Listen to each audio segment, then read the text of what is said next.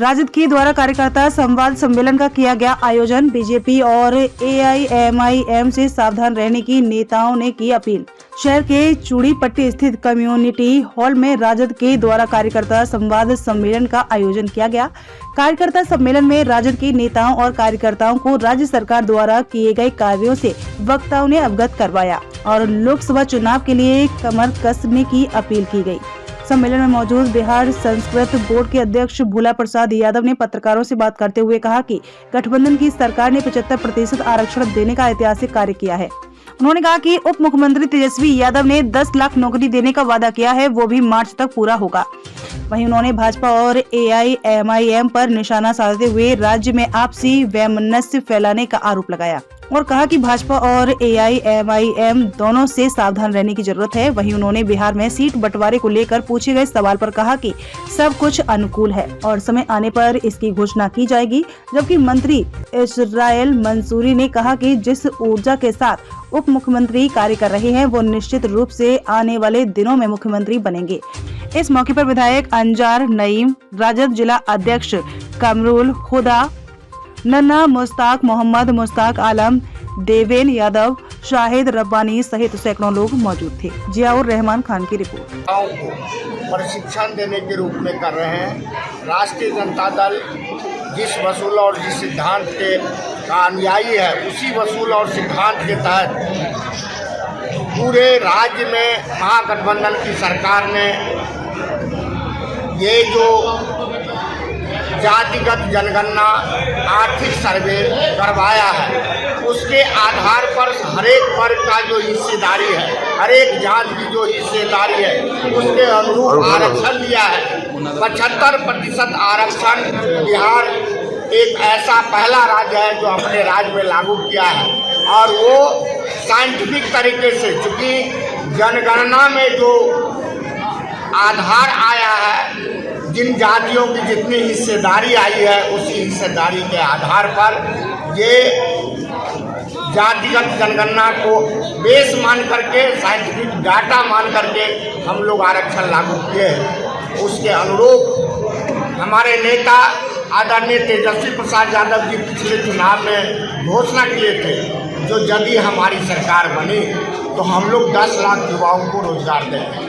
उसी दिशा में जब से महागठबंधन की सरकार आई है, तब से लगातार युवाओं को रोजगार देने का काम किया जा रहा है और वो जो टारगेट है 10 लाख का, हमें उम्मीद है अगले मार्च तक जरूर पूरा कर लिया जाएगा। और उसमें इस बार परिलक्षित हो रहा है, जो आर्थिक जिस तरह से जनगणना हुआ, उस तरह से आर्थिक आधार पर भी लोगों को बजट में मिलेगा और नौकरी में भी उस आधार पर जो आरक्षण लागू किया गया है, हिस्सेदारी मिल रहा है। इन सारी बातों को लेकर के हम अपने कार्यकर्ता भाइयों के पास आए हैं, जो आप इन सब विचारों से लैस हो। राज्य के अंदर किस तरह से सांप्रदायिक शक्ति एक दूसरे को नीचा दिखाने का काम कर रहा है। हम हिंदू, मुस्लिम, सिख, ईसाई सभी लोग भाई भाई हैं। आज किशनगंज में कार्यक्रम है, किशनगंज में हमारे मुसलमान भाई बड़े भाई के रूप में काम कर रहे हैं और उनका जो सहयोग है, उनके सहयोग के बदौलत अन्य छोटे भाई हिंदू या सिख या ईसाई जो भी हैं, उनको साथ लेके चलना उनकी ड्यूटी है। और यहाँ दो सबसे बड़ा ठकेत आ गया है देश में, एक तरफ भारतीय जनता पार्टी, दूसरे तरफ हैदराबाद से आया हुआ है AIMIM। ये दोनों सगा है और दोनों मिलकर के जनता को ठगने का काम कर रहा है, दोनों धर्म की राजनीति कर रहा है। ऐसे लोगों से बचने की जरूरत है और हम यहाँ अपने मुसलमान भाइयों से आग्रह करेंगे, जो शिकारी आएगा, जाल बिछाएगा, दाना डालेगा, लोग से फंसना नहीं।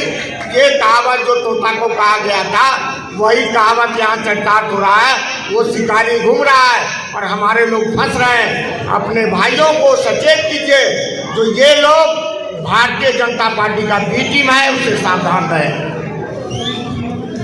इन्हीं सब बिंदुओं को लेकर के आज का ये कार्यकर्ता संवाद सम्मेलन हम लोग आयोजित किया है। बहुत बहुत धन्यवाद। सब कुछ अनुकूल है, सब कुछ हो गया है, समय आने पर आपको बता दिया जाएगा। 10 सीट की मांग कर रहा है कांग्रेस। हर एक का अपना हिस्सेदारी मांग करना अधिकार है। किसान बेरोजगारों के अरमान वीर तेजस्वी प्रसाद यादव जी के निर्देश पर राष्ट्रीय जनता दल के किशनगंज के तमाम कार्यकर्ताओं का आज संवाद सम्मेलन हो रहा है और इस संवाद के माध्यम से देश में जो फिरका परस्ती ताकतें हैं किस तरीके से लोगों को गुमराह करने का काम किया जा रहा है उससे हम सचेत करने आए हैं।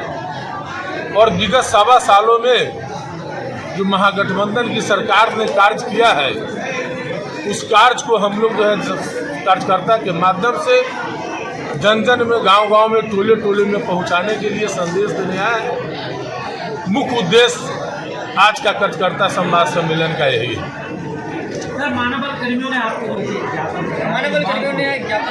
देखिए, अब महागठबंधन की सरकार तमाम लोगों की बातें सुन रही है। आपने देखा होगा कि किस तरीके से 4,40,000 जो नियोजित शिक्षक थे उनको राजकर्मी का दर्जा दिया गया। तालीमी मरकज टोला सेवक जो थे उनको 2 गुना मानदेय में वृद्धि किया गया। आंगनवाड़ी सेविका सहायिका का भी मानदेय में वृद्धि किया गया। शिक्षकों की बहाली हुई है।